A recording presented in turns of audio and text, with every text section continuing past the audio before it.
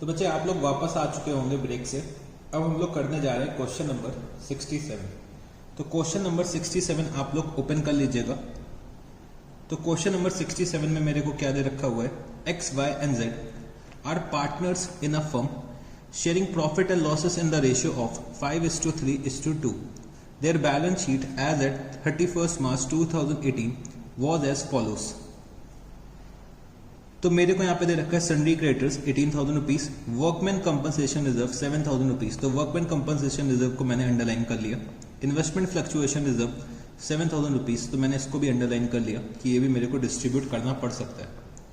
तो Capitals x का balance है 1,35,000 रुपीज, वाई का है 95,000 रुपीज, जेड का है 74,000 रुपीज, टोटल आ रहा है मेरा 3,04,000 रुपीज। गुडविल बचे 12,000 रुपीज, तो गुडविल मैंने यहाँ पे अंडरलाइन कर ली कि ये मेरे को डिस्ट्रीब्यूट करनी पड़ेगी।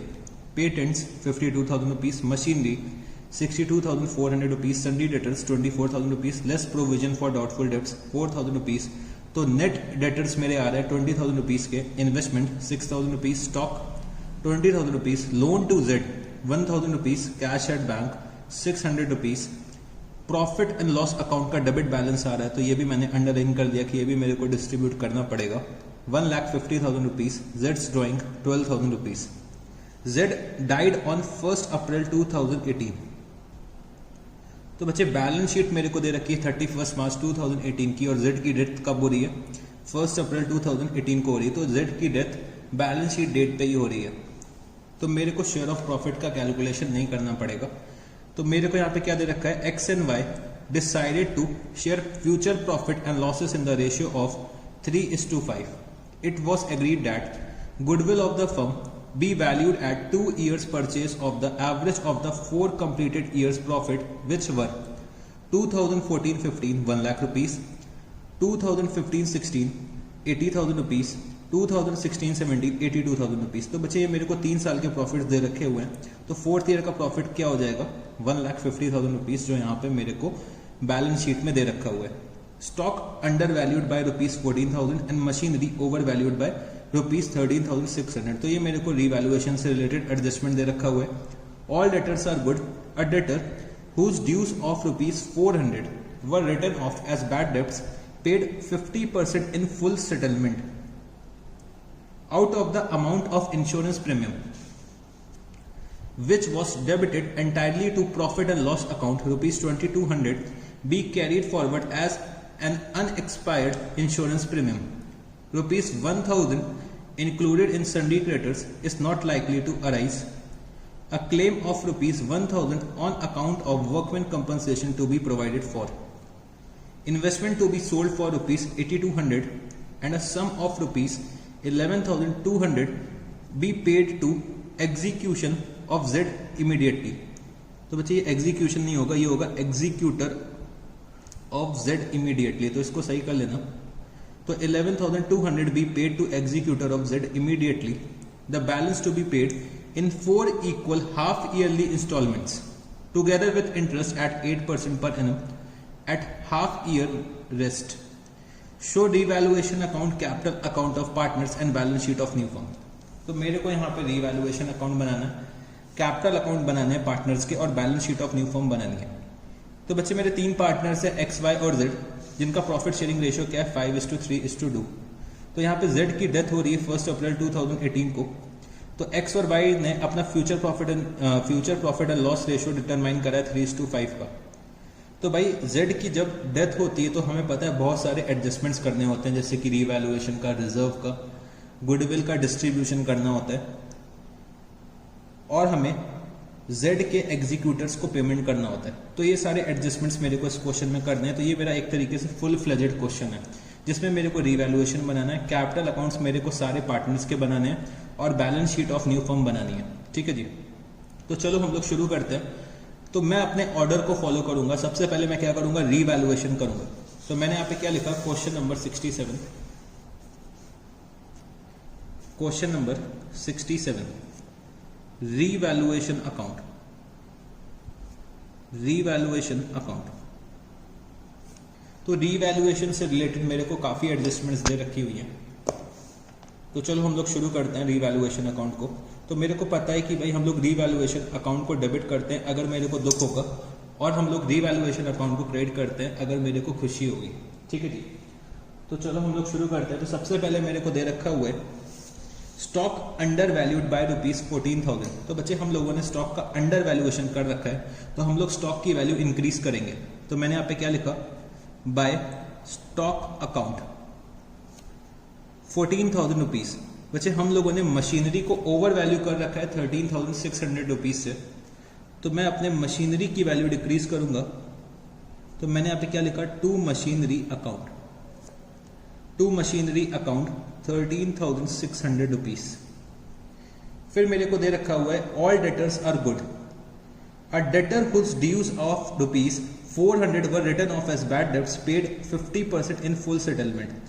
तो बच्चे मेरे को दे रखा है पहले तो ऑल डेटर्स आर गुड। तो अगर मेरे सारे डेटर्स गुड है तो मैंने जो प्रोविजन बना रखा है वो मेरे को खत्म करना पड़ेगा। तो मेरे को अपने प्रोविजन का रिवर्सल करना पड़ेगा। तो मैं यहाँ पे क्या लिख दूंगा, बाय प्रोविजन फॉर डाउटफुल डेब्ट।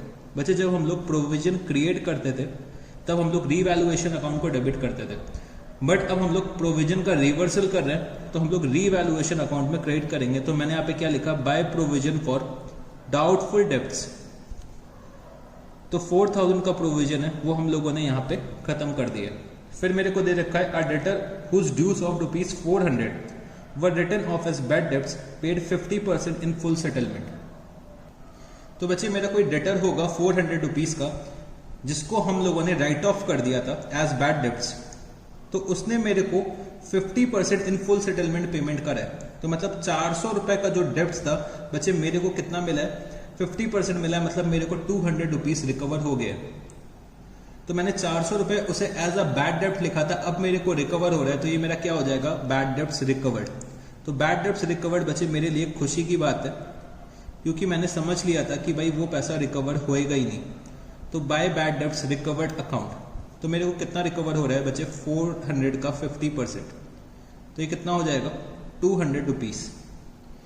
फिर दे रखा है out of the amount of insurance premium which was debited entirely to profit and loss account ₹2200 be carried forward as unexpired insurance premium. तो बच्चे मेरा एक प्रीपेड इंश्योरेंस प्रीमियम होगा ₹2200 का। बच्चे ₹2200 का प्रीपेड इंश्योरेंस प्रीमियम होगा, तो हम लोगों ने क्या करा, गलती से पूरा amount he profit and loss account पर लिख दिया।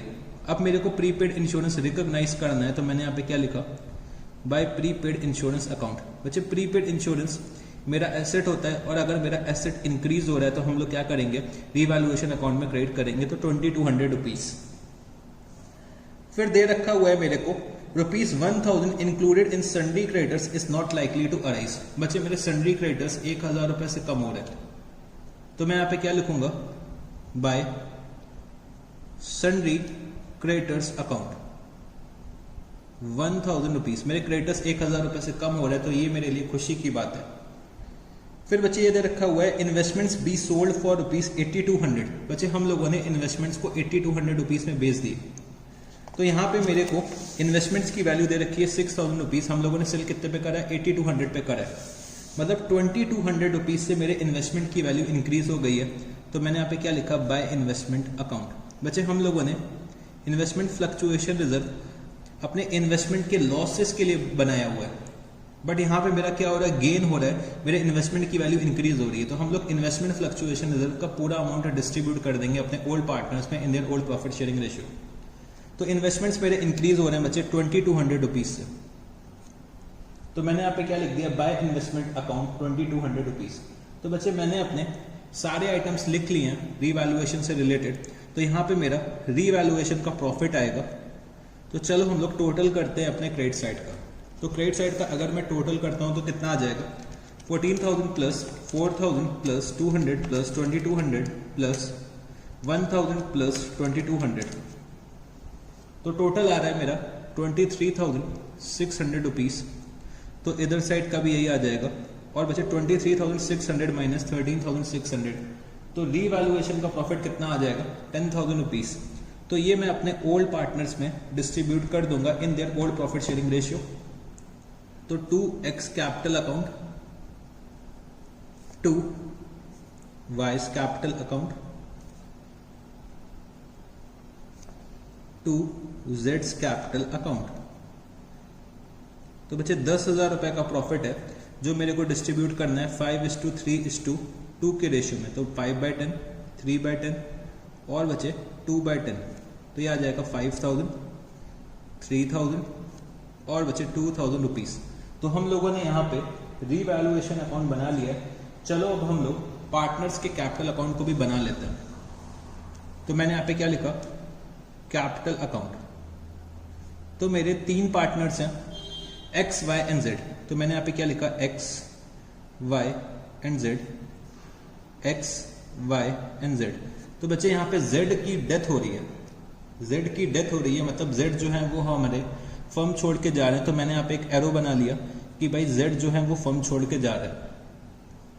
तो जेड की डेथ हो गई है 1 अप्रैल 2018 को। तो चलो फटाफट से आप लोग क्या करिए, फॉर्मेट बना लीजिए कैपिटल अकाउंट का, फिर हम लोग शुरू करते हैं। तो आप लोगों ने कैपिटल अकाउंट के फॉर्मेट्स बना लिए होंगे। तो सबसे पहले मैं यहाँ पे ओपनिंग बैलेंस लिख देता हूँ कैपिटल अकाउंट का। तो by balance brought down, by balance brought down.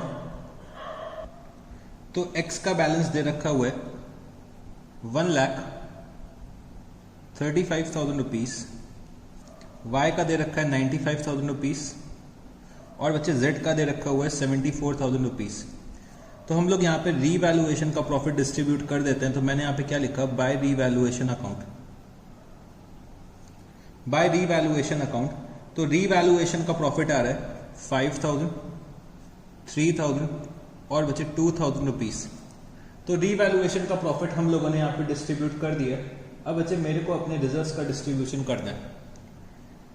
तो मेरे को यहाँ पे दे रखा हुआ है वर्कमैन कंपनसेशन रिजर्व, और वर्कमैन कंपनसेशन रिजर्व से रिलेटेड मेरे को 1,000 रुपए की वर्कमैन कंपनसेशन की लायबिलिटी दे रखी हुई है।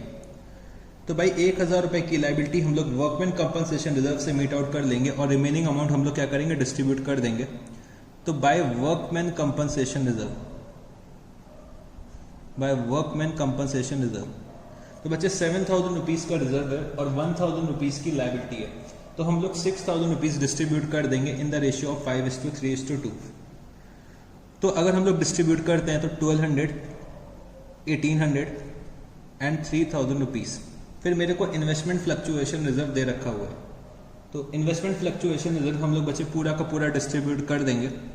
तो मैंने यहाँ पे लिखा by investment fluctuation reserve, by investment fluctuation reserve. तो 7,000 रुपीज हम लोग डिस्ट्रीब्यूट कर देंगे इन द रेशियो ऑफ 5:3:2। तो बच्चे यहाँ पे Z का शेयर हो जाएगा 1,400, Y का हो जाएगा 2,100 और X का हो जाएगा 3,500 रुपीज। तो हम लोगों ने वर्कमैन कंपनसेशन रिजर्व और इन्वेस्टमेंट फ्लक्चुएशन रिजर्व डिस्ट्रीब्यूट कर दिए। अब मेरे को प्रॉफिट एंड लॉस अकाउंट का डेबिट बैलेंस दे रखा है, तो ये भी मैं डिस्ट्रीब्यूट करूंगा। तो मैंने यहाँ पे क्या लिखा, to profit and loss account. Profit and loss account का डेबिट बैलेंस है 1,50,000 रुपीज। तो बच्चे 1,50,000 रुपीज हम लोग डिस्ट्रीब्यूट करेंगे 5:3:2 के रेशियो में। तो बच्चे 5:3:2 के रेशियो में अगर हम लोग डिस्ट्रीब्यूट करते हैं तो यहाँ पे Z का शेयर कितना हो जाएगा, Z का शेयर हो जाएगा 30,000, Y का हो जाएगा 45,000 और X का हो जाएगा 75,000 रुपीज। तो प्रॉफिट एंड लॉस अकाउंट के डेबिट बैलेंस को भी हमने यहाँ पे डिस्ट्रीब्यूट कर दिया। तो हम लोगों ने बच्चे रिजर्व्स को डिस्ट्रीब्यूट कर दिया, रीवैल्यूएशन का प्रॉफिट डिस्ट्रीब्यूट कर दिया। अब हम लोग चलते हैं गुडविल की तरफ। तो मेरे को यहाँ पे गुडविल का डेबिट बैलेंस दे रखा हुआ है बैलेंस शीट में। तो हम लोग पहले बैलेंस शीट में जो गुडविल दे रखी है उसका डिस्ट्रीब्यूशन करते हैं। तो टू गुडविल अकाउंट, गुडविल की वैल्यू दे रखी है 12,000 रुपीज बैलेंस शीट में, जो हम डिस्ट्रीब्यूट करेंगे इन द रेशियो ऑफ 5:3:2। तो बच्चे यहाँ पे Z का शेयर हो जाएगा 2,400, Y का हो जाएगा कितना 3,600 और X का हो जाएगा 6,000 रुपीज। तो जो बैलेंस शीट में गुडविल दे रखी थी वो हमने डिस्ट्रीब्यूट कर दिया। अब बच्चे मेरे को गुडविल का वैल्यूएशन करना पड़ेगा और यहाँ पे X और Y का न्यू रेशियो चेंज हो रहा है, तो मेरे को गेन और सैक्रिफाइस भी कैलकुलेट करना पड़ेगा। तो मैंने यहाँ पे लिखा working note, calculation of gain oblique sacrifice. तो मेरे 3 पार्टनर्स हैं X, Y and Z। X और Y का न्यू प्रॉफिट शेयरिंग रेशियो दे रखा है 3:5, तो मतलब 3/8 5/8 और z का न्यू रेशियो हो जाएगा 0। ओल्ड रेशियो इनका दे रखा है 5:3:2, तो 5/10, 3/10 और बचे 2/10। एलसीएम अगर मैं लेता हूँ तो कितना आ जाएगा 40, तो 5 × 3 15 और ये कितना हो जाएगा 20, तो -5/40। एलसीएम लेता हूँ तो मैं 40 आ जाएगा, तो ये हो जाएगा 25 - 12, तो ये हो जाएगा 13/40 और ये कितना हो जाएगा -2/10, मतलब -8/40।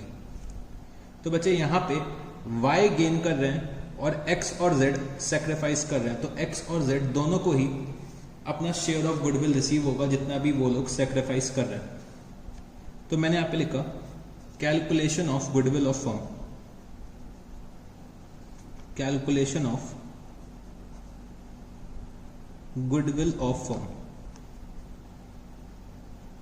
तो बच्चे गुडविल के वैल्यूएशन के लिए मेरे को दे रखा हुआ है कि goodwill of the firm we valued at 2 years purchase of average of 4 completed years profit which were 1,80,000, 82,000 और बचे 1,50,000 रुपीज। तो मेरे को 4 साल के एवरेज प्रॉफिट को बेस बनाना है गुडविल के कैलकुलेशन के लिए। तो मैंने यहाँ पे क्या लिखा, गुडविल इज इक्वल टू, तो बच्चे मेरे को 4 साल का एवरेज प्रॉफिट चाहिए, तो मेरा लॉस आ रहा है करंट ईयर में, तो मैंने यहाँ पे क्या लिखा -1,50,000 प्लस 1,00,000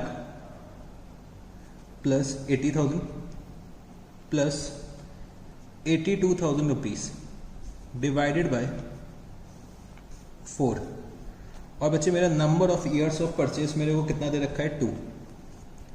तो अगर हम लोग इसको सॉल्व करते हैं तो मेरी गुडविल ऑफ द फर्म कितनी आ जाएगी, तो बच्चे मेरी गुडविल ऑफ द फर्म आ जाएगी, तो गुडविल ऑफ द फर्म आ रही है 56,000 रुपीज। तो बच्चे 56,000 रुपीज गुडविल ऑफ फर्म आ रही है, तो मैंने यहाँ पे x का शेयर निकाला, x share is equal to 56,000 into 5/40। तो x का शेयर कितना आ जाएगा 56,000 इंटू 5 डिवाइडेड बाय 40, तो x का शेयर आ जाएगा 7,000 रुपीज का। और अगर मैं z का शेयर निकालता हूं तो z share is equal to 56,000 into 8/40। तो z का शेयर कितना आ जाएगा, तो 56,000 इंटू 8 डिवाइडेड बाय 40, तो ये आ रहा है बच्चे 11,200 रुपीज।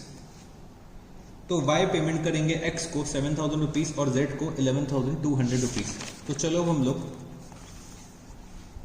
यहाँ पे रिकॉर्ड कर लेते हैं कैपिटल अकाउंट में। तो मैंने यहाँ पे क्या लिखा, बाय वाइज कैपिटल अकाउंट। तो x को मिलेगा 7,000 रुपीज और बच्चे z को मिलेगा 11,200 रुपीज। तो इसका करस्पॉन्डिंग इफेक्ट मैं इधर साइड दिखा दूंगा। तो मैंने यहाँ पे क्या लिखा, 2x capital account to z's capital account 7,000 rupees और बचे 11,200 रुपीज। तो हम लोगों ने यहाँ पे गुडविल का भी डिस्ट्रीब्यूशन कर दिया। अब बच्चे मेरे को ये चेक करना है कि क्या रिटायरिंग पार्टनर से रिलेटेड कोई और अदर एडजस्टमेंट दे रखी है। तो बच्चे मैंने रिटायरिंग पार्टनर बोल दिया है, मतलब क्या होगा यहाँ पे, जो मेरा डिसीज्ड पार्टनर है। तो मतलब रिटायरिंग पार्टनर भी मेरा फर्म छोड़ के जाता है, डिसीज्ड पार्टनर भी मेरा फर्म छोड़ के जाता है। तो मेरे डिसीज्ड पार्टनर से रिलेटेड क्या मेरे को कोई अदर एडजस्टमेंट दे रखी है। तो बच्चे हमें यहाँ पे Z की ड्राइंग्स दे रखी हैं और मेरा लोन टू Z है। लोन टू Z है मतलब फर्म ने Z को 1,000 रुपए का लोन दिया था, तो फर्म Z से क्या करेगी, लोन रिकवर करेगी। और बच्चे जो ड्राइंग्स हैं, ड्राइंग्स हम लोग कैपिटल अकाउंट में डेबिट कर देंगे। तो मैंने यहाँ पे क्या लिखा, 2 ड्राइंग्स। तो Z की ड्राइंग्स है 12,000 रुपीज की और Z को लोन दे रखा था, तो मैंने यहाँ पे लिखा 2 लोन टू Z। तो लोन दे रखा था मैंने 1,000 रुपए का Z को, तो ये मैंने डेबिट कर दिया। अब बच्चे मेरे को अमाउंट आउटस्टैंडिंग निकालना है ड्यू टू Z's एग्जीक्यूटर। तो मेरे को यहाँ पे क्रेडिट साइड का टोटल करना पड़ेगा। तो अगर हम लोग क्रेडिट साइड का टोटल करते हैं तो कितना आ जाएगा क्रेडिट साइड का टोटल। तो क्रेडिट साइड का अगर टोटल करते हैं तो 74,000 plus 74,000 plus 2000 plus 1200 plus 1400 plus 11200 minus 30,000 minus 2400 minus 12,000 minus 1,000 रुपीज। तो 44,400 रुपीज अमाउंट आउटस्टैंडिंग टू जेड्स एग्जीक्यूटर आ रहा है। तो मैंने यहाँ पे लिखा 44,400 रुपीज और मैंने इसको ट्रांसफर कहाँ पे कर दिया, जेड के एग्जीक्यूटर अकाउंट पे।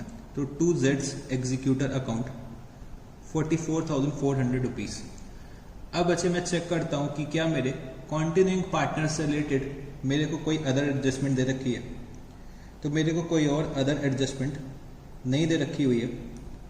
तो बच्चे यहाँ पे मेरे को क्या करना पड़ेगा, मेरे को यहाँ पे बैलेंस निकालना पड़ेगा अपने कॉन्टिन्यूइंग पार्टनर्स का। तो मैंने यहाँ पे क्या लिखा, टू बैलेंस कैरी डाउन। तो चलो हम लोग बैलेंस कैरी डाउन निकालते हैं। तो एक्स का अगर हम लोग टोटल करते हैं, एक्स का टोटल कितना आएगा, 1,35,000 plus 5,000 plus 3,000 plus 3,500 plus 7,000 rupees. तो यार है 1,53,500 माइनस 75,000 माइनस 6,000। तो यार है 72,500 रुपीज। और यहाँ पे टोटल कितना आ जाएगा, 1,53,500। अगर हम लोग y का टोटल करते हैं तो 95,000 प्लस 3,000 प्लस 1,800 प्लस 2,100। तो टोटल आ रहा है 1,01,900 rupees, 1,01,900 rupees minus 45,000 minus 3,600 minus 7,000 minus 11,200। तो ये आ रहा है 35,100 रुपीज। जेड का टोटल बचे आ रहा था 89,800। तो हम लोगों ने यहाँ पे पार्टनर की कैपिटल अकाउंट भी बना लिया। अब बच्चे मेरे को दो अकाउंट और बनाने पड़ेंगे, एक तो बैंक अकाउंट और बच्चे जेड का एग्जीक्यूटर का अकाउंट। तो चलो हम लोग पहले बैंक अकाउंट और जेड का एग्जीक्यूटर अकाउंट बना लेते हैं, फिर हम लोग बैलेंस शीट बनाएंगे। तो पहले हम लोग जेड के एग्जीक्यूटर अकाउंट बनाते हैं। जेड का जो एग्जीक्यूटर है उसका अकाउंट हमें बनाना है। तो जेड्स एग्जीक्यूटर अकाउंट। तो मैंने यहाँ पे क्या लिखा, बाय जेड्स कैपिटल अकाउंट, बाय जेड्स कैपिटल अकाउंट। तो बैलेंस आ रहा था 44,400 रुपीज का। और बच्चे हम लोगों ने 11,200 रुपीज का पेमेंट इमीडिएटली कर दिया है जेड के एग्जीक्यूटर को। तो मैंने यहाँ पे क्या लिखा होगा, टू बैंक अकाउंट। हम लोगों ने पेमेंट कितने करा है, 11,200 का इमीडिएटली पेमेंट कर दिया। और रिमेनिंग अमाउंट हम लोगों ने जेड के एग्जीक्यूटर के लोन अकाउंट में ट्रांसफर करा है, जो हमें पे करना है in 4 equal half yearly instalments together with interest at the rate of 8% per annum. तो मैंने यहाँ पे क्या लिखा, टू जेड्स एग्जीक्यूटर लोन अकाउंट।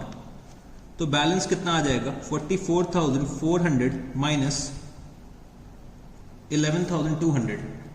तो अगर इसमें से हम लोग 11,200 लेस करते हैं तो ये आ रहा है 33,200, जो हम लोग ट्रांसफर कहाँ पे कर देंगे, जेड एग्जीक्यूटर लोन अकाउंट। अब बच्चे मेरे को एक बैंक अकाउंट बनाना है। बैंक अकाउंट मेरे को बनाना है। तो मैंने यहाँ पे क्या लिखा, बैंक अकाउंट। तो फटाफट से चलो अब हम लोग बैंक अकाउंट भी बना देते हैं। तो मैंने यहाँ पे क्या लिखा होगा, टू बैलेंस ब्रॉट डाउन। तो मेरे को बैंक का बैलेंस दे रखा है 600 रुपीज। तो बच्चे बैंक अकाउंट के डेबिट साइड पे क्या क्या आ जाएगा, एक तो हम लोगों ने बैड डेब्ट्स रिकवर करी थी, to bad debts recovered, to bad debts recovered. हम लोगों ने बच्चे 200 रुपए की बैड डेब्ट्स रिकवर करी थी। फिर बच्चे हम लोगों ने इन्वेस्टमेंट्स को सेल करा था, तो टू इन्वेस्टमेंट अकाउंट हम लोगों ने 8,200 रुपीज में इन्वेस्टमेंट को सोल्ड कर दिया था, इन्वेस्टमेंट्स को बेच दिया था। फिर हम लोगों ने यहाँ पे जेड के एग्जीक्यूटर्स को पेमेंट करा है, तो बाय जेड्स एग्जीक्यूटर अकाउंट। तो पेमेंट हम लोगों ने करा 11,200 रुपीज का। तो बच्चे इतने ही ट्रांजैक्शंस मेरे को बैंक अकाउंट से रिलेटेड दे रखे हैं। तो अगर हम लोग टोटल करते हैं तो क्रेडिट साइड का टोटल ज्यादा आएगा 11,200, इधर का भी 11,200 आ जाएगा। तो मैंने यहाँ पे क्या लिखा, टू बैलेंस कैरी डाउन। तो बच्चे हमारा बैंक का ओवरड्राफ्ट आ रहा है। हम लोगों ने बैंक से एक फैसिलिटी ले रखी होगी कि भाई बैंक ओवरड्राफ्ट की फैसिलिटी हम लोग ले लेते हैं कि जब कभी भी हमें ज़रूरत पड़े तो हम लोग एक्सेस विड्रॉ कर सके, हम लोग एक क्रेडिट अरेंजमेंट कर लेते हैं बैंक के साथ। तो 11,200 माइनस 8,200 माइनस 800, तो बैंक का बैलेंस आ रहा है 2,200 रुपीज़। तो 2,200 रुपीज़ का ओवरड्राफ्ट आ रहा है। अब मेरे को बैलेंस शीट बनानी है ऑफ न्यू फर्म, तो मैंने यहाँ पे क्या लिखा, balance sheet of new firm as at 1 April 2018। तो चलो बच्चे हम लोग फटाफट से बैलेंस शीट भी बना लेते हैं। तो बैलेंस शीट बनाने के लिए मेरे को अपनी प्रीवियस बैलेंस शीट को बेस बनाना पड़ेगा। तो मेरे को सन्ड्री क्रेडिटर्स दे रखे हैं 18,000 रुपीज़ के पिछली बैलेंस शीट में, बट हम लोगों ने सन्ड्री क्रेडिटर्स को रीवैल्यू करा था। तो सन्ड्री क्रेडिटर्स की अब वैल्यू रह जाएगी 70,000 रुपीज़। 1,000 रुपये से सन्ड्री क्रेडिटर्स कम हो गए। फिर बच्चे वर्कमैन कंपनसेशन रिजर्व हम लोगों ने डिस्ट्रीब्यूट कर दिया था, बट हमारी एक वर्कमैन कंपनसेशन की लाइबिलिटी अराइज हो गई है। तो workman compensation liability, workman compensation liability मेरी 1,000 रुपये की अराइज हो गई है। इन्वेस्टमेंट फ्लक्चुएशन रिजर्व हम लोगों ने डिस्ट्रीब्यूट कर दिए। कैपिटल अकाउंट के बैलेंसेस हम लोग लिख लेते हैं। तो एक्स एंड वाई का कैपिटल अकाउंट के बैलेंसेस आ रहे हैं 72,500, 35,100 रुपीज। टोटल करेंगे तो टोटल कितना आ जाएगा, टोटल करेंगे तो आ जाएगा 1,07,600। फिर मैंने यहाँ पे लिखा जेड्स एग्जीक्यूटर लोन अकाउंट। तो बच्चे जेड के एग्जीक्यूटर के लोन अकाउंट में हमने ट्रांसफर करा है 33,200। और बच्चे बैंक का ओवरड्राफ्ट आ रहा है, तो मैंने यहाँ पे क्या लिखा, बैंक ओवरड्राफ्ट 2,200 रुपीज। अब हम लोग चलते हैं अपने एसेट की साइड पे। तो गुडविल हम लोग डिस्ट्रीब्यूट कर चुके हैं। पेटेंट्स की वैल्यू है 52,000 रुपीज। फिर बच्चे मशीनरी, तो मशीनरी को हम लोगों ने रीवैल्यू किया था। तो भाई मशीनरी को हम लोगों ने ओवर वैल्यू कर रखा था 13,600 से। तो मशीनरी की वैल्यू हम लोगों ने 13,600 से डिक्रीज करी है। तो 62,400 माइनस 13,600, तो 62,400 माइनस 13,600 अगर मैं करता हूं तो ये कितना आ जाएगा, 48,800 रुपीज। फिर बच्चे मेरे को दे रखा है सन्ड्री डेटर्स। तो हम लोगों ने प्रोविजंस को रिवर्स कर दिया था, प्रोविजंस को राइट ऑफ कर दिया था। तो सन्ड्री डेटर्स का बैलेंस मेरा कितना आ जाएगा, 24,000 रुपीज। फिर बच्चे इन्वेस्टमेंट को हम लोगों ने सेल कर दिया है। स्टॉक की वैल्यू हम लोगों ने इंक्रीज करी थी 14,000 से। तो स्टॉक की वैल्यू कितनी हो जाएगी, 20,000 प्लस 14,000 रुपीज, ये कितना हो जाएगा, 34,000 रुपीज। फिर बच्चे लोन टू जेड अब खत्म हो गया है। कैश एट बैंक बच्चे हम लोगों ने बैंक ओवरड्राफ्ट इधर साइड पे लिख दिया है। फिर दे रखा हुआ है प्रॉफिट एंड लॉस हम लोगों ने डिस्ट्रीब्यूट कर दिया। जेड ड्राइंग हम लोगों ने ट्रांसफर कर दी कैपिटल अकाउंट में। फिर मेरा एक आइटम था prepaid insurance, prepaid insurance 2,200 rupees. तो बच्चे मैंने सारे आइटम्स अपने बैलेंस शीट पे लिख दिए हैं। तो चलो अब हम लोग चेक करते हैं कि भाई बैलेंस शीट का टोटल टैली करता है कि नहीं करता है। तो अगर मैं क्रेडिट साइड का मतलब मैं अपने लाइबिलिटी साइड का टोटल करता हूं, तो लाइबिलिटी साइड का टोटल आ रहा है 1,61,000 रुपीज। और अगर मैं एसेट साइड का टोटल करता हूं तो एसेट साइड का भी टोटल आ रहा है 1,61,000 रुपीज। तो बच्चे अगर हम लोगों ने सब कुछ सही कर रखा है तो हमारा जो बैलेंस शीट का टोटल है वो एक ही बार में टैली कर जाएगा। तो हम लोगों ने यहाँ पे क्वेश्चन नंबर 67 कंप्लीट कर लिया है। तो क्वेश्चन नंबर 67 काफी अच्छा क्वेश्चन था। ये मेरा बच्चे फुल फ्लेजेड क्वेश्चन था, इसमें मेरे को सब कुछ करवा लिया गया है। तो ये भी क्वेश्चन बहुत इंपॉर्टेंट है आपके रिवीजन के पॉइंट ऑफ व्यू से। तो ये क्वेश्चन भी आप लोग रिवीजन में जरूर लगाइएगा, क्योंकि इसमें मेरे सारे कॉन्सेप्ट्स क्लियर हो जा रहे हैं। मेरे को रिवैल्यूएशन अकाउंट भी बनाना पड़ रहा है, कैपिटल अकाउंट ऑफ पार्टनर्स भी बनाने पड़ रहे हैं, जेड का एग्जीक्यूटर अकाउंट बनाना पड़ रहा है, बैंक अकाउंट बनाना पड़ रहा है, बैलेंस शीट भी बनानी पड़ रही है। मेरे को यहाँ पे गुडविल का वैल्यूएशन करना पड़ रहा है, गेन और सेक्रीफाइस भी निकालना पड़ रहा है। तो ये क्वेश्चन काफ़ी अच्छा क्वेश्चन है, क्योंकि इसमें रिजर्व्स के बारे में भी काफ़ी दे रखा है, गुडविल दे रखा है मेरे को, प्रॉफिट एंड लॉस अकाउंट का डेबिट बैलेंस दे रखा है।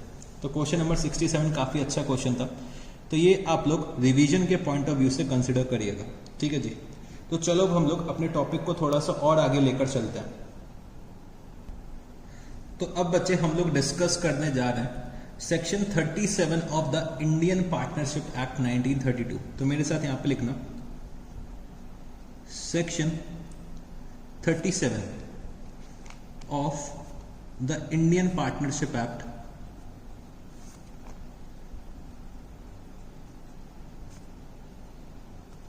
Indian partnership act 1932। तो बच्चे ये सेक्शन आपके एग्जाम के पॉइंट ऑफ व्यू से बहुत ज्यादा इंपॉर्टेंट है, तो यहां पे लिख लेना वेरी इंपॉर्टेंट। और ये जनरली पूछ लिया जाता है थ्योरी में भी एज वेल एज प्रैक्टिकल में भी। तो मेरे साथ इस सेक्शन के बारे में लिखना, if full or part amount of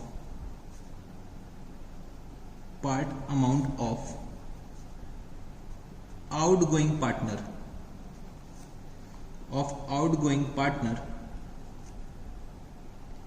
still remains to be paid,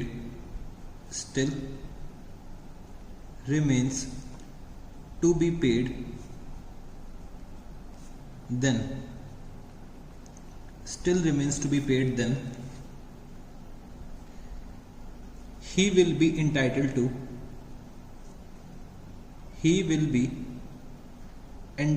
to interest or share in profit,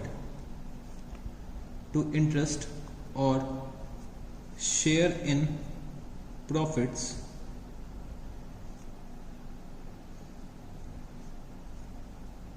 if it is mutually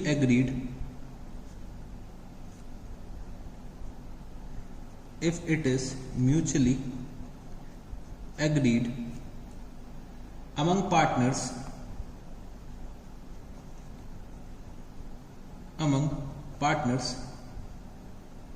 that interest or share in profit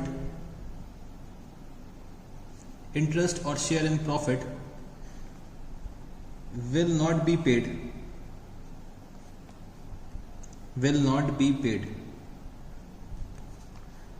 No amount shall be payable.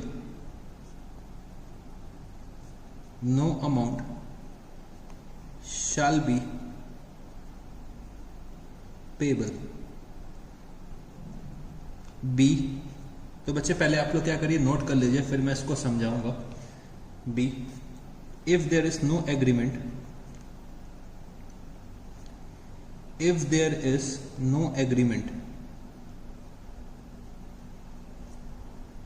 among the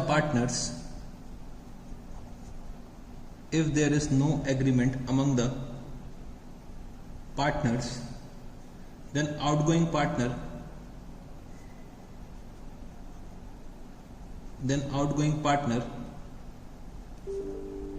or his representative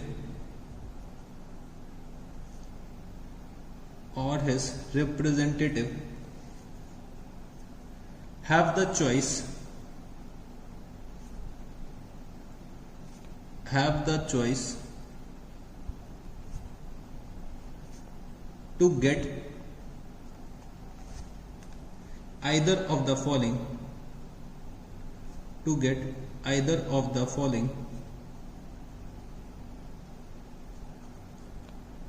till final settlement.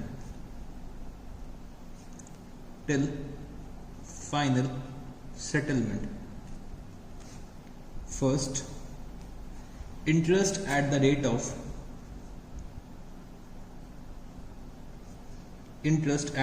6% per annum on the loan amount. Second, share in profit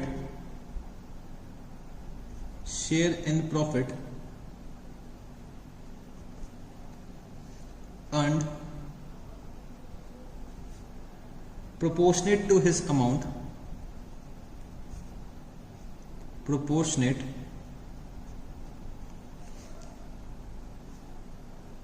to his amount outstanding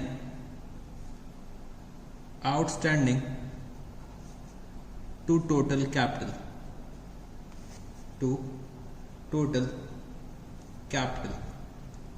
तो मेरे साथ यहां पे लिखना share in profit is equal to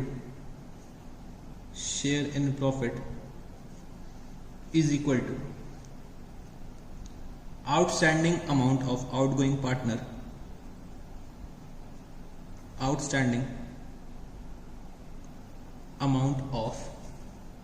partner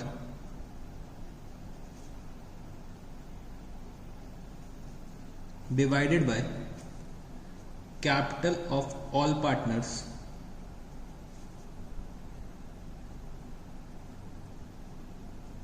plus balance of outgoing partner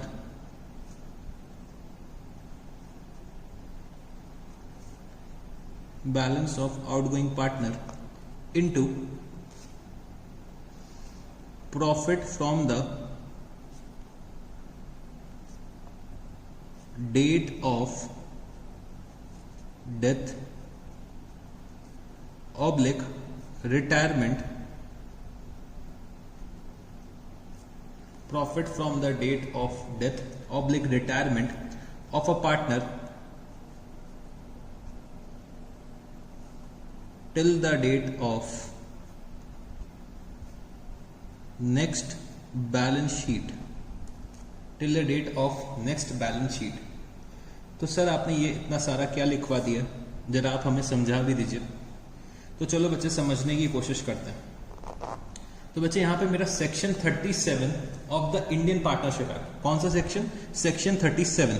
तो section 37 ये मेरे को क्या करना है, सेक्शन नंबर याद कर रखना है। Section 37 of the Indian partnership act 1932 क्या बोलता है मेरे को कि जो भी मेरा पार्टनर है वो अगर फर्म छोड़ के जा रहा है, जो भी मेरा आउटगोइंग पार्टनर है मतलब वो फर्म छोड़ के जा रहा है, तो फर्म छोड़ने के दो रीजन हो सकते हैं, या तो बच्चे वो रिटायरमेंट ले रहा होगा फर्म से, या फिर उसकी डेथ हो गई होगी।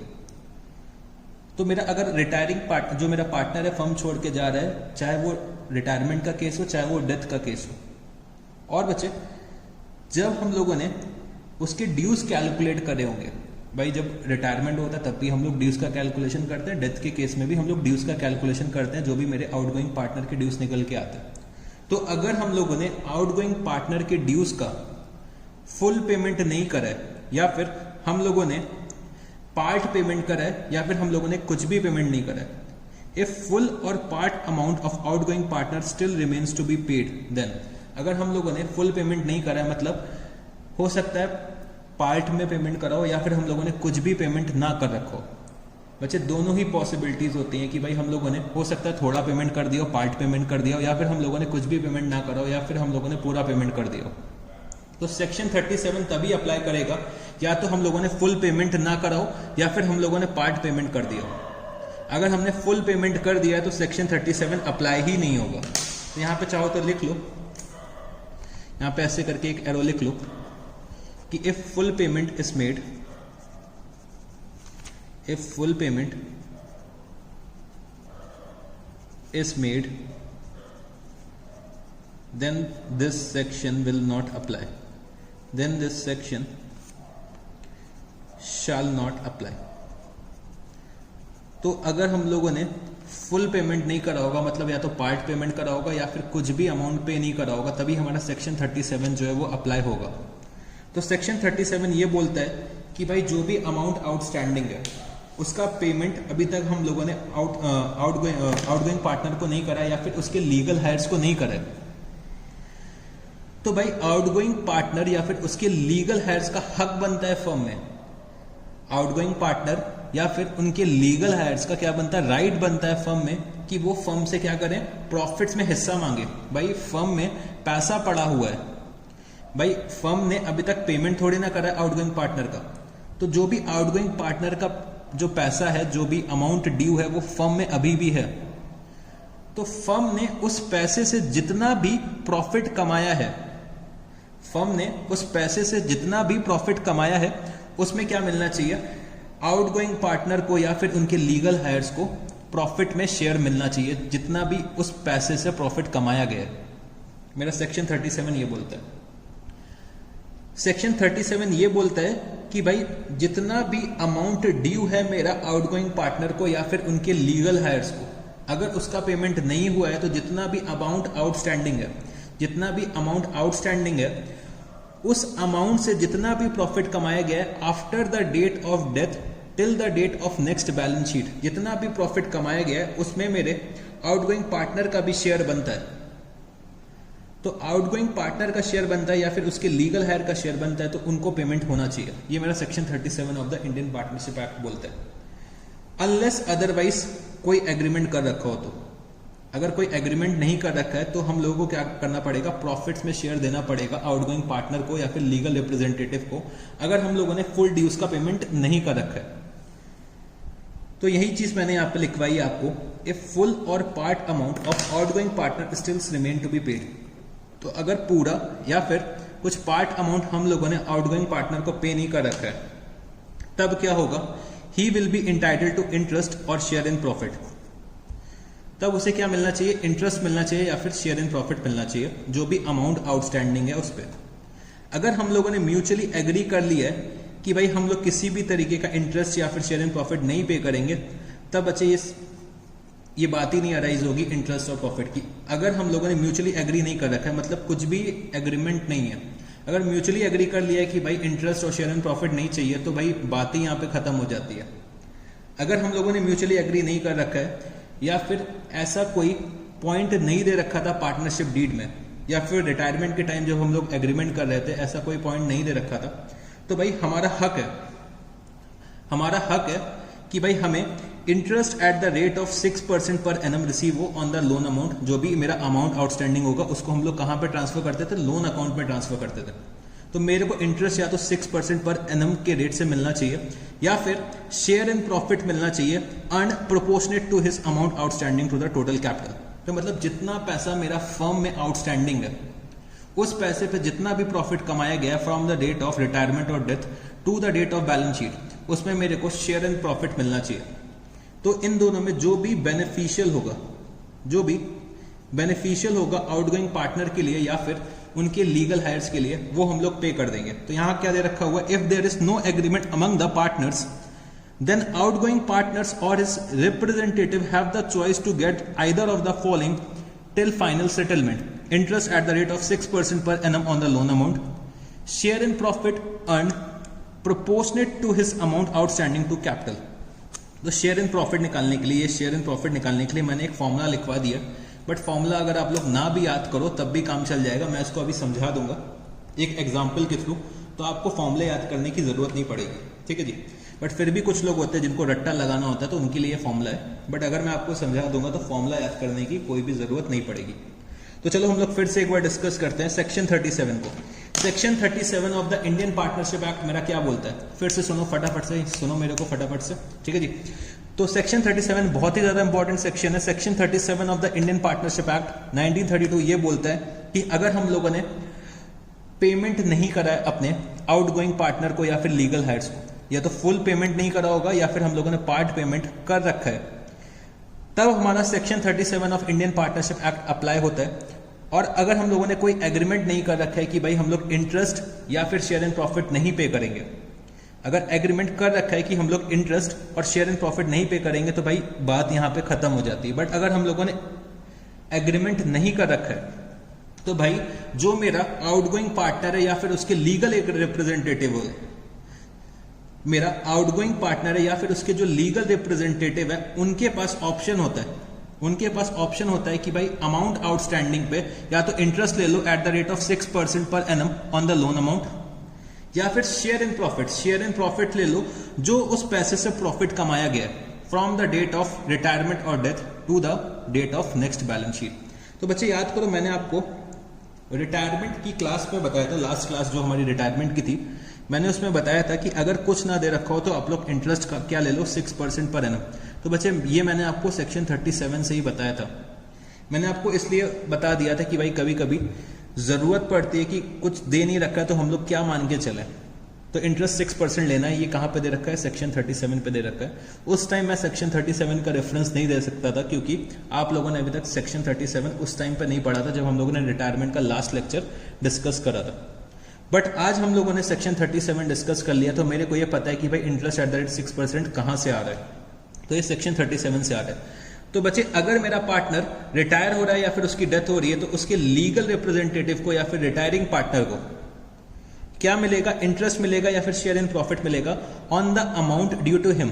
और जो भी बेनिफिशियल होगा, जो भी मेरे पार्टनर के लिए बेनिफिशियल होगा, रिटायरिंग पार्टनर या फिर उसके लीगल रिप्रेजेंटेटिव के लिए बेनिफिशियल होगा, इन दोनों में से कोई एक चीज वो ऑप्ट कर सकता है। बच्चे, दोनों ही चीज थोड़ी ना ले जाएगा, एक चीज लेगा, या तो शेयर इन प्रॉफिट ले लो या फिर इंटरेस्ट ले लो। तो जो भी मेरे पार्टनर के लिए बेनिफिशियल होगा वो अपने घर लेकर चला जाएगा, तो उसका वो राइट बन जाएगा प्रॉफिट में, अगर कोई एग्रीमेंट टू द कॉन्ट्रेरी नहीं है। तो चलो अब हम लोग एक एग्जाम्पल के थ्रू डिस्कस करते हैं। तो एग्जाम्पल के थ्रू डिस्कस करते हैं, तो मेरे साथ यहां पे एक एग्जाम्पल आप लोग नोट करिएगा। Example, A B and C were partners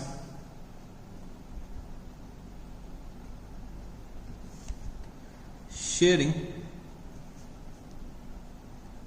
profits in the ratio of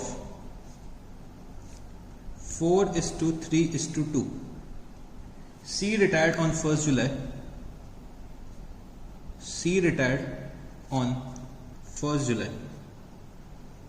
तो अगर बच्चे डेथ होगी तो यहां पे मैं क्या लिख दूंगा, C died on 1st July। ठीक है जी। तो C retired on 1st July, तो ये रिटायरमेंट के केस में और डेथ के केस में, दोनों ही केसेस में एप्लीकेबल होता है। तो C retired on 1st July 2013, on which date the capitals of A, B and C, after all necessary adjustments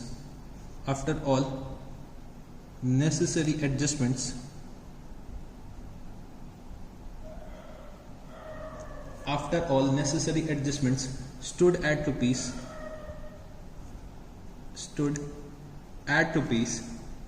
75,000, 65,000 and rupees 45,000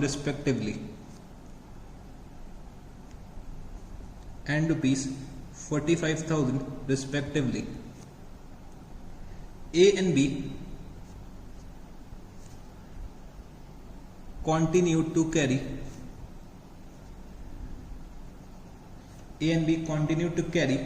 on the business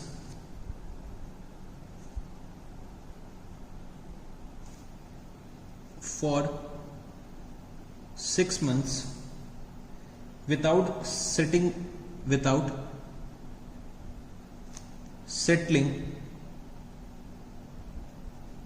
account of C.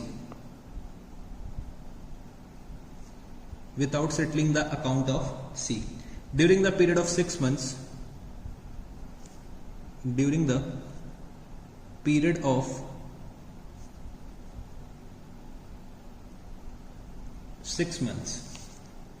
ended 31st December 2013, a profit of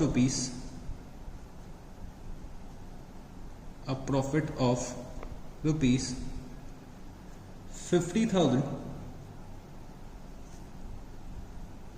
is earned by the firm.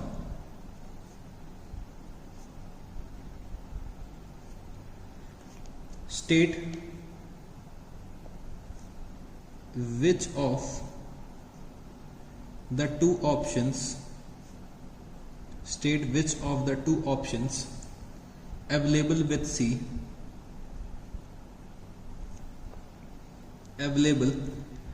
C under section 37 of the Indian Partnership Act of the Indian Partnership Act 1932 should be exercised. Should be exercised. तो ये बच्चे मेरे को question दे रखा हुआ है. तो question क्या दे रखा हुआ है एक बार मैं रीड आउट कर देता हूँ. तो आप लोग पहले फटाफट से लिख लीजिए. वीडियो को पॉज करके आप लोग लिख सकते हैं. तो फटाफट से लिख लीजिए, फिर हम लोग स्टार्ट करते हैं. तो चलो बच्चे अब हम लोग स्टार्ट करते हैं. तो दे रखा हुआ है A, B and C were partners sharing profits in the ratio of 4:3:2. C retired on 1st July 2013, on which date the capitals of A, B and C after necessary adjustments stood at rupees 75,000, 65,000 and 45,000 respectively. A and B continued to carry on the business for 6 months without settling the account of C. During the period of 6 months ended 31st December 2013, a profit of rupees 50,000 is earned by the firm. State whether the two options available with C under section 37 of the Indian Partnership Act 1932 should be exercised. तो यहाँ पे बच्चे मेरा section 37 apply होगा, क्योंकि भाई सी का जो अमाउंट ड्यू बन रहा था 45,000 रुपीज का, उसका अभी तक पेमेंट नहीं करा गया.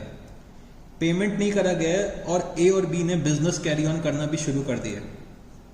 और बच्चे बिजनेस कैरी ऑन करा है फॉर 6 मंथ्स, और 6 मंथ्स में इन लोगों ने प्रॉफिट अर्न करा है 50,000 रुपीज का. 50,000 रुपए का प्रॉफिट कमाया है 6 महीने में, और सी का अभी तक पेमेंट नहीं करा है. सी फर्म से रिटायर कब हो रहा है? 1 जुलाई 2013 को.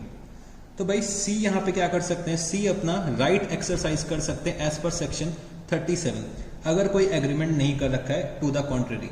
अगर कोई एग्रीमेंट इन्होंने कर रखा है कि भाई इनको interest or share in profit नहीं मिलना चाहिए, अगर इसने सी ने एग्रीमेंट कर लिया तो भाई सी कुछ भी नहीं कर सकता है तब उस सिचुएशन में. अगर कोई एग्रीमेंट नहीं है तो सी अपना राइट एक्सरसाइज करेंगे under section 37 of the Indian partnership act. तो सी के पास दो ऑप्शन है, या तो interest at the rate of 6% per annum ले लें ऑन हिज बैलेंस अमाउंट. तो इंटरेस्ट मेरे को कितना निकल के आएगा? 45,000 का 6%, और बच्चे 6 मंथ्स का इंटरेस्ट कैलकुलेट करेंगे. या फिर हम लोग क्या करेंगे? प्रॉफिट में शेयर निकालेंगे सी का. तो 45,000 रुपए के अमाउंट से कितना प्रॉफिट अर्न करा गया, तो वो हम लोग निकालेंगे, और वो क्या हो जाएगा? सी का शेयर हो जाएगा. तो चलो इसको सॉल्व करते हैं. तो मैंने यहां पे क्या लिखा? सॉल्यूशन.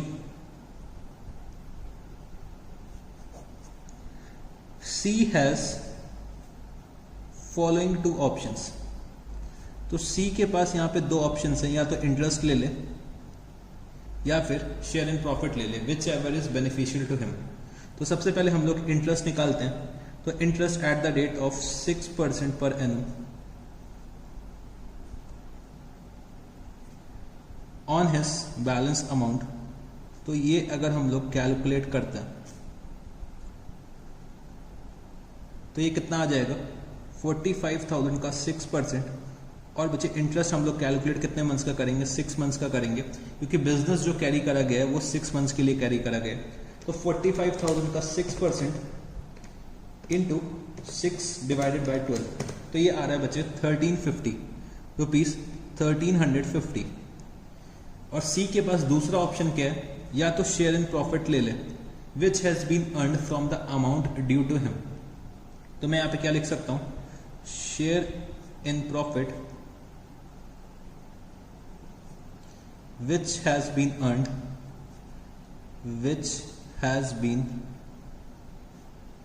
अर्न्ड, फ्रॉम द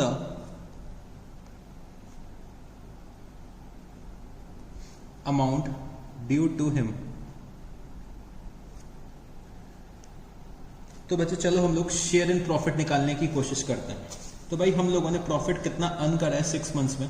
हम लोगों ने प्रॉफिट अर्न करा है 50,000 रुपीज का 6 मंथ्स में. ठीक है जी. तो भाई सी ने कितना कैपिटल कंट्रीब्यूट करा, मतलब सी का आउटस्टैंडिंग अमाउंट कितना है? सी का अभी तक पेमेंट कितना नहीं करा गया? तो 45,000 रुपीज का पेमेंट नहीं करा गया. तो भाई 50,000 रुपए का जो प्रॉफिट है वो कितने कैपिटल से कमाया गया है? कोई ये मेरे को बता सकता है? भाई 50,000 का प्रॉफिट हम लोगों ने टोटल कितने कैपिटल और लोन के अमाउंट से कमाया? तो यहाँ पे अगर आप लोग देखोगे 75,000 रुपीज ए का था, 65,000 रुपीज़ बी का था और सी का जो लोन अमाउंट था वो 45,000 रुपीज़ था। मतलब 50,000 रुपये का जो प्रॉफिट कमाया गया है वो 75,000 प्लस 65,000 प्लस 45,000 रुपीज़ से कमाया गया। तो भाई 45,000 रुपीज़ से कितना प्रॉफिट कमाया होगा ये हमें निकालना है। तो सी के 45,000 से कितना प्रॉफिट कमाया गया है ये हमें निकालना है। भाई टोटल अमाउंट जो था मेरे सारे पार्टनर्स का मिला के ए और बी, ये ए और बी मेरे पार्टनर्स है, इनका कैपिटल का अमाउंट मिला के और साथ ही साथ सी के लोन का अमाउंट मिला के इस टोटल अमाउंट से कितना प्रॉफिट कमाया गया। तो भाई 50,000 रुपये का प्रॉफिट कमाया गया इस टोटल अमाउंट से। तो भाई 45,000 से कितना प्रॉफिट कमाया जा सकता था। तो ये मेरे को यूनिटरी मेथड लगा के निकालना होगा। तो अगर मैं इसको सॉल्व करता हूँ तो कितना हो जाएगा 50,000 डिवाइडेड बाय, अगर मैं इसका टोटल करता हूँ टोटल कितना आ जाएगा, टोटल बच्चे आ जाएगा मेरा इसका 75,000 प्लस 65,000 अगर मैं करता हूँ तो ये हो जाएगा 140 प्लस 45 तो 185 इंटू 45,000। तो सी का शेयर ऑफ प्रॉफिट निकल के यहाँ पे कितना आएगा 50,000 डिवाइडेड बाय 1,85,000 इंटू 45,000 रुपीज़। तो ये आ रहा है 12,162 rupees, 12,162 rupees share of profit निकल के आ रहा है। बच्चे 50,000 का प्रॉफिट हमने कमाया है 1,85,000 रुपीज़ से, तो 45,000 से कितना कमाया होगा ये हम लोगों ने निकाल दिया प्रोपोर्शनेटली। तो हम लोगों ने यहाँ पे यूनिटरी मेथड लगाया कि भाई 50,000 का प्रॉफिट हम लोग कमाते हैं अगर हम लोग इतना अमाउंट इन्वेस्ट करते हैं 1,85,000, अगर हम लोग 45,000 इन्वेस्ट करते हैं तो कितना कमाते हैं 12,162। तो बच्चे सी जो है यहाँ पे वो ऑप्शन नंबर 2 एक्सरसाइज करेंगे क्योंकि ये ज़्यादा बेनिफिशियल है। अगर बच्चे इंटरेस्ट वाला ऑप्शन अप्लाई करेंगे तो इंटरेस्ट इनको मिल रहा है 1,350 रुपये का प्रॉफिट शेयर, जो शेयर इन प्रॉफिट मिल रहा है इनको कितना मिल रहा है 12,162 का मिल रहा है।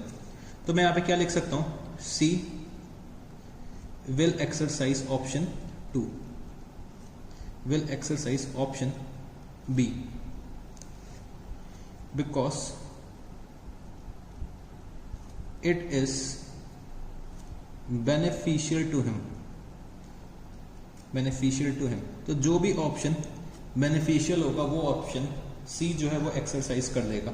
तो बच्चे मैंने आपको यहाँ पे फॉर्मूला लिखवाया था शेयर इन प्रॉफिट का। तो outstanding amount of outgoing partner कितना था हमारा 45,000 rupees, capital of all partners plus balance of outgoing partner ये हमने कितना कैलकुलेट करा था 1,85,000 rupees into profit from the date of death retirement of a partner till the date of balance sheet, ये मेरा कितना आ रहा था 50,000 रुपीज। तो बच्चे यहाँ पे अगर देखोगे तो ये फॉर्मूला बन के तैयार हो गया। तो या तो आप लोग फॉर्मूला याद कर लो या फिर इसको समझ लो तो आपको कोई दिक्कत नहीं होगी। भाई 50,000 का प्रॉफिट हम लोगों ने कमाया है 1,85,000 रुपीज लगा के।